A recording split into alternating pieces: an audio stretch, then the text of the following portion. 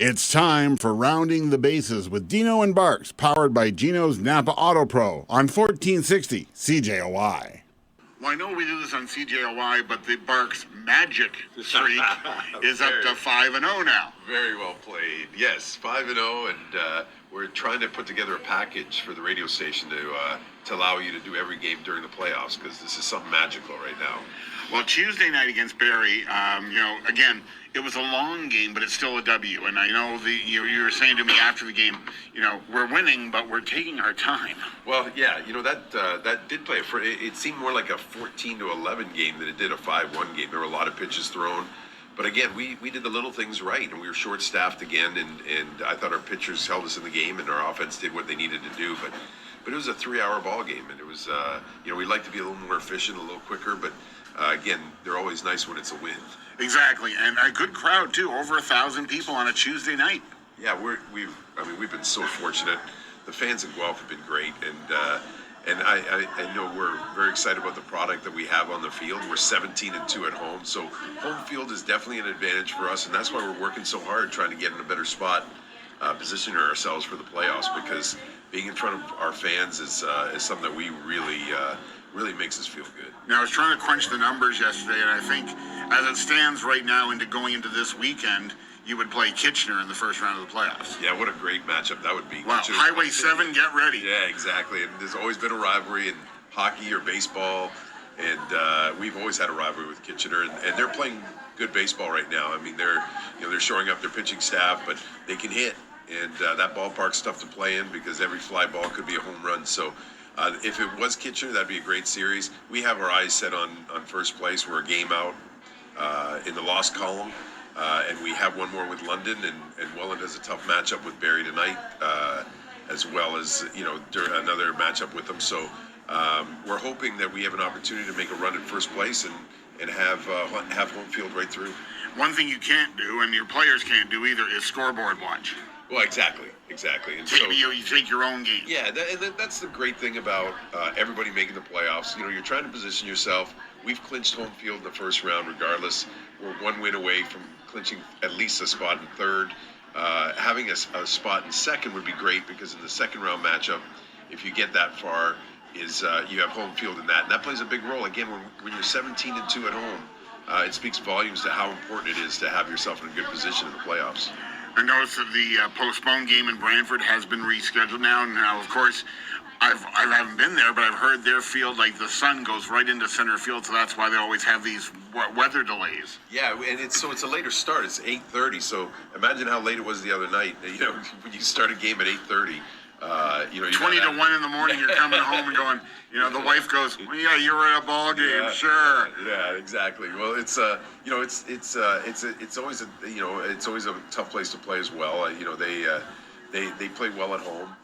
It's scheduled for Wednesday the 17th, so that means we play Wednesday, Friday, Saturday, Sunday to end the week, the regular season, and then prepare ourselves for the playoffs the next week. We seem to talk about this every episode, but we have to. Claudio Custodio. You put him in the outfield, he throws guys out. You put him on the mound, he strikes guys out. Yeah, I keep saying it. He's not only the best pitcher, he's the best player in the league. Top to bottom, he's hitting over 400, and that's not based on a 10 at bat season. He's had 45, 50 at bats, and he's still hitting over 400.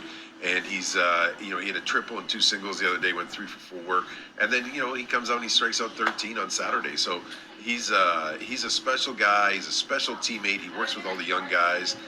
He's a bad boy when he's not playing. He's running out and doing things. He's the ultimate team player, and we're so fortunate to have him. The other night too, your bullpen came through, got the save.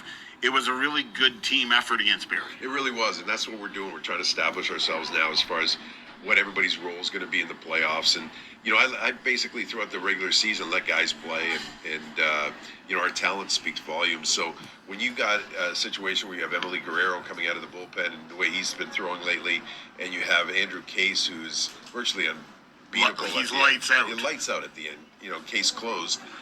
He's doing. We're tied at 1-1 for puns. Okay. Yeah, he's done a great job for us since coming in, and he's very excited about the team we have. So we're positioning ourselves to be, a team that that, if we have the lead after 6 or 7 innings, it's going to be tough to beat us. Now, for the postseason, do you lose any players due to college requirements? Kyle Cush is a big loss. We've lost a couple guys. Brando LaRue and Nelson Mercado are gone as well. We lose Lucas Berry. So there are 3 or 4 guys that are going to college, but hopefully, with Brandon Deans, he'll be coming up from school because he's in Michigan. He'll be coming back for the weekend games, and so we won't lose him full time. And we're in a good spot. I mean, I'm really excited about the roster we have, and we're probably one move away. If we're just waiting on a visa for Dario, and if Dario comes gets qualified, then our team's going to be very tough to beat. Now, is it tough telling a player who's played throughout the year for the playoffs you're on the bench to start? These guys are unbelievable. This is one of the best teams I've ever coached as far as that, and that's why we really were diligent about the guys that we went after and the way we built this team, and we wanted to build it from the dressing room, from the clubhouse out onto the field, and it'll show.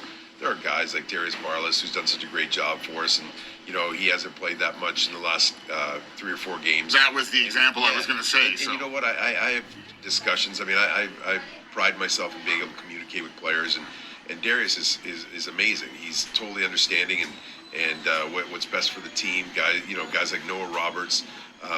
There's I can go top to bottom with guys that are, there's times where I've sat a guy who's hitting 380 and Ethan Hammond, and he's completely cool with it. So it's just everybody's looking for what's going to make this team better in certain situations. Jeff McLeod, a veteran guy who's taken on takes a leadership role, but he's coming off the bench. So there's a lot of guys on this team that are good enough to start on a lot of teams that are coming off our bench, and they've been so happy to take that role. Not happy, but they've accepted that role, and they know that's what's best for the team. But if the end of the road is an IBL championship, I would be more than happy to sit on the bench. Exactly, like I said to them.